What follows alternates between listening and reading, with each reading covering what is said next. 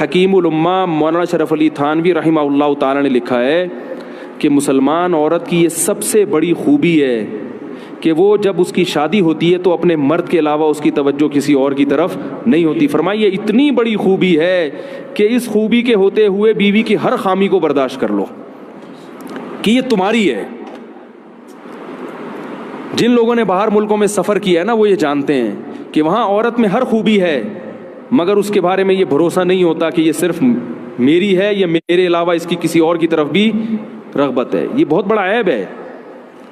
تو مسلمان عورت میں اب تک الحمدللہ خیر غالب ہے. وفا کرتی ہے اپنے شوہر کے ساتھ. شوہر کو فالج ہو جائے علاج کرے گی اس کا, بھاگے گی نہیں وہاں سے. باقی آپ ذرا جائیں نا دنیا میں سفر کریں تو میاں جب تک کما رہا ہے, صحت اچھی ہے تو میاں ہے, ذرا سا مسئلہ خراب ہوا عدالت سے طلاق لی اور کسی اور سے شادی کر لی. ہمارے ہاں خاندانوں میں جب نکاح ہوتا ہے تو زندگی بھر کے لیے ہوتا ہے. جب تک کوئی بہت سخت مشکل نہ ہو طلاق کی طرف نہیں جاتے. تو یہ بہت بڑی خوبی ہے. تو کے پی کے سے اور بلوچستان سے جو شکایتیں آتی ہیں اس میں مردوں کی سختی کی شکایتیں آتی ہیں کہ مرد عورتوں پہ بولو بھائی ہاتھ اٹھاتے ہیں, چھوٹی چھوٹی باتوں پہ مارتے ہیں, تانے دیتے ہیں. آپ لوگ کے علاوہ کی بات کر رہا ہوں, آپ لوگ ناراض نہ ہوں. آپ لوگ کے علاوہ جتنے مرد ہیں جو میرا بیان نہیں سن رہے ان کی بات کر رہا ہوں کہ وہ بیویوں کو مارتے پیٹتے بھی ہیں, بلا وجہ چھوٹی چھوٹی باتوں پہ ڈانٹتے بھی ہیں.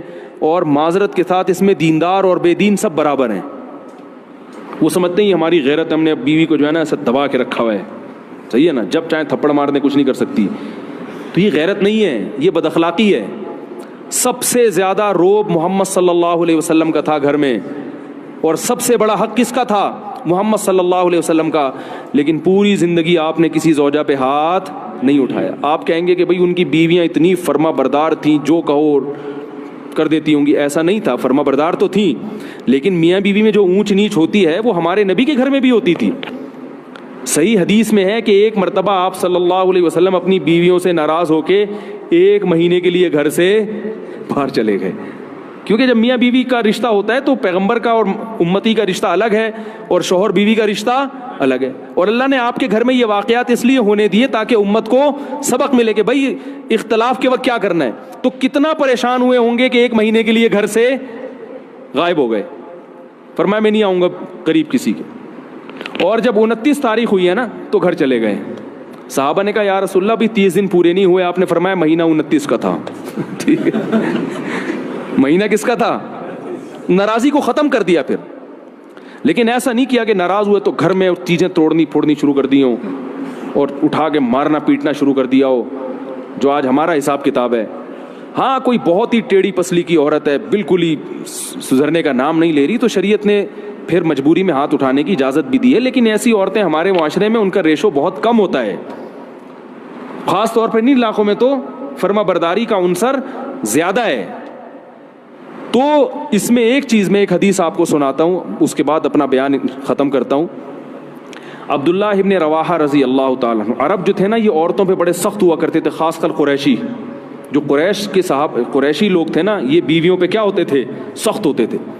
لیکن اسلام آنے کے بعد کیسے تبدیل ہوئے؟ عبداللہ ابن رواحہ رضی اللہ تعالیٰ عنہ نے نبی وہ اپنی باندی سے کہا کہ میری اس بکری کی خاص طور پر تم نے کیا کرنی ہے؟ حفاظت کرنی ہے. تو اللہ کی قدرت کہ وہ بھیڑیا آیا اور اس بکری کو کھا گیا. عبداللہ ابن رواحہ کا غصہ آیا اور انہوں نے 1 تھپڑ لگا دیا باندی کے. صرف 1 تھپڑ مارا ہے, بیوی کے نہیں بلکہ, حالانکہ باندی کا درجہ بیوی سے, باندی تو نوکر ہوتی ہے نا, غلام ہے, لونڈی ہے, اس کا وہ مقام تھوڑی ہے جو بیوی کا ہے. 1 تھپڑ لگا دیا. عبداللہ ابن رواحہ رضی اللہ تعالیٰ عنہ چونکہ مسلمان ہو چکے تھے نا, زمانہ جاہلیت میں تو ہوتے تو 20-30 تھپڑ مار دیتے کہ بھئی اس نے غلطی کی ہے. ہم ہوتے ہم کیا کہتے ہیں, یار بھیڑیے نے کھانا تھا تو اسی بکری کو کھانا تھا ہے بھائی, اور بکریاں نظر نہیں آئیں, اس کا مطلب تمہارے بھیڑیے کے ساتھ کیا ہیں؟ تعلقات ہیں. ٹھیک ہے, تم نے مخبری کی ہے بھیڑیے کو, اسی کو کھاؤ آ کے. 10 باتیں سوچتے اور منفی ذہن چلتا. عبداللہ ابن رواحہ نے غصے میں 1 تھپڑ لگایا, مگر ندامت ہوئی. کیوں؟ اسلام لا چکے ہیں, ان کو پتہ ہے کہ ایک ایک عمل کا قیامت کے دن جواب بولو بھائی دینا پڑے گا.